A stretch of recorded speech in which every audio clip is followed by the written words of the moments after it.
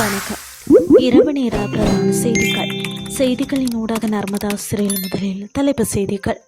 வங்கி அட்டைகள் மூலம் பேருந்து கட்டணம் செலுத்தும் முறை ஊவா மாகாணத்திற்கும் வருகிறது. வாகனம் செலுத்துவோருக்கு வெளியான முக்கிய அறிவிப்பு.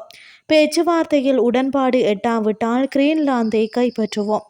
இனி விரிவான செய்திகள். வாகனங்களை பதிவு செய்யும் போது உரிமையை மாற்றும் போது வரி செலுத்துவோர் அடையாள எண் கட்டாயமாக்கப்பட்டுள்ளது. அதன்படி வாகனங்களை பதிவு செய்து உரிமையை மாற்றும் போது வரி செலுத்துவோர் அடையாள எண்ணை மோட்டார் போக்குவரத்து திணைக்களத்தின் புதிய பதிவு தரவுத்தளம் மற்றும் உரிமை பரிமாற்ற தரவுத்தளத்தில் உள்ளிடுவது கட்டாயமாக்கப்பட்டுள்ளது. ஜனவரி 5 முதல் நடைமுறைக்கு வரும் வகையில் மோட்டார் போக்குவரத்து திணைக்களம் அறிக்கையொன்றை வெளியிட்டுள்ளது. அதன்படி மோட்டார் சைக்கிள்கள், கை டிராக்டர்கள், டிராக்டர் ட்ரெய்லர்கள் மற்றும் முச்சக்கர வண்டிகளுக்கு மேற்படி TIN இலக்கம் தேவைப்படாது என தெரிவிக்கப்பட்டுள்ளது.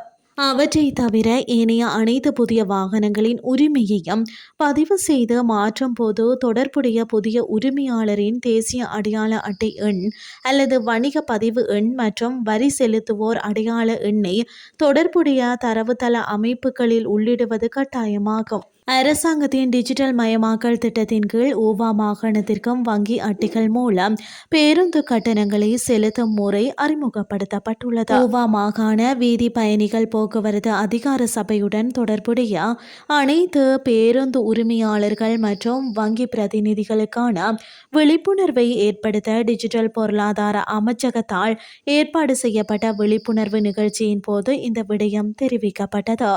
இந்த நிகழ்ச்சியில் வங்கி அட்டைகள் மூலம் டிஜிட்டல் பணம் செலுத்துவதன் வசதி மற்றும் அதனால் ஏற்படும் நன்மைகள் குறித்து அனைத்து பேருந்து உரிமையாளர்களுக்கும் தெரிவிக்கப்பட்டது.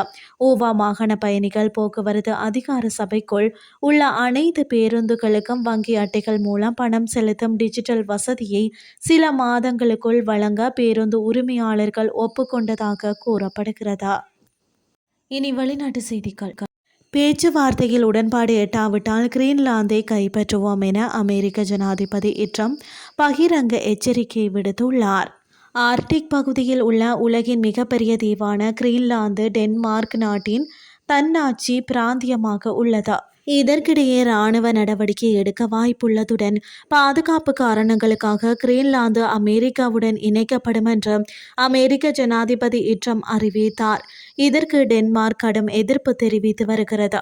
இந்த நிலையில் பேச்சுவார்த்தையில் உடன்பாடு எட்டாவிட்டால் கிரீன்லாந்தை கைப்பற்ற கடினமான வழியை தேர்வு செய்வோம் என்று ட்ரம்ப் தெரிவித்துள்ளார். அதன்படி கிரீன்லாந்து தீவு அமெரிக்காவின் தேசிய பாதுகாப்பு முற்றிலும் அவசியமானது. உலகின் மிகப்பெரிய தீவை சுற்றியுள்ள கடல் பகுதிகள் தற்போது ரஷ்யா, சீன கப்பல்களால் நிரம்பியுள்ளதாகவும் அவர் குறிப்பிட்டுள்ளார். கிரீன்லாந்துக்கு பிடித்தாலும் பிடிக்காவிட்டாலும் கிரீன்லாந்து விடயத்தில் ஏதேனும் ஒரு நடவடிக்கையை எடுக்க உள்ளதாக ட்ரம்ப் தெரிவித்துள்ளார்.